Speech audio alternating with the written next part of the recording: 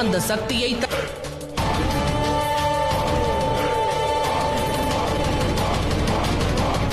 யமன் மட்டுமல்ல, ஆஞ்சநேயின் நிழலும் என் கட்டுப்பாட்டில் உள்ளது. சிமிகா,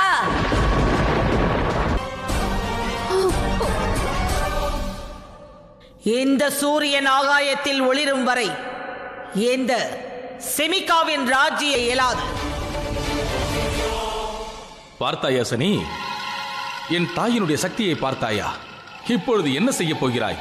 இதிலிருந்து எவ்வளவு அழுது கொண்டே தாயை தேடி வந்து விட்டாய். அனுமான் உதைத்தான், உடனே அழுது கொண்டே தாயை தேடி வந்தாய். தாயை விட்டுவிட்டு உனது சக்தியை பயன்படுத்திய பிறகும் தலை துண்டாகி வந்து நிற்கிறாய். சுயமாக எதையும் செய்யும் சக்தியும் இல்லை. தோற்றுவிட்டால் அழுது கொண்டே தாயை தேடி வருகிறாய். விடு, இப்பிரபஞ்சத்தை அபகரிப்பதை நீ தள்ளி நின்று வேடிக்கை பார்.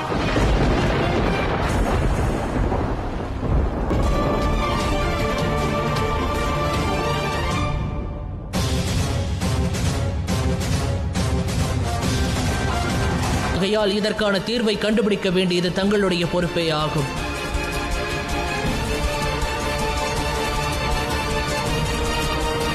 இப்பொழுது பிரபஞ்சத்தை காப்பதற்காக அதே வழியை மீண்டும் தேர்ந்தெடுங்கள் தேவேந்திரா. ராகு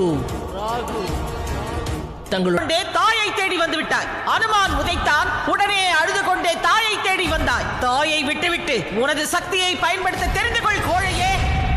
எச்சரிக்கை கொடுக்க வேண்டும் ராகு. நமக்கு உதவி புரிய வந்தவர்களுக்கு அல்ல. உனது ஆட்டங்களை ஏற்கனவே நான் அறிவேன் இந்திர தேவா.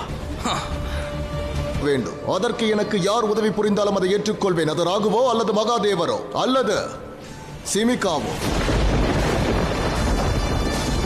இல்லை என்றால் பின்பு எதற்காக நீ சிமிகாவிடம் இருக்கின்றாய்? நீதான் உன்னுடைய தாயாரை வரவழைத்தாய், உன்னுடைய உதவிக்காக, இல்லையா? ஆனால் அவர் இணையே உனது தாய் பயன்படுத்துகிறார். நான் கூற வருவது சூரிய தேவரை பற்றி. ஆனால் என்னிடம் ஒரு வழி.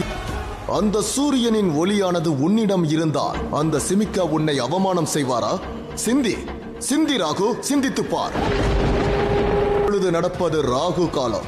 இப்பொழுது உன்னுடைய சக்தி முன்பை விட பலமானதாகும்.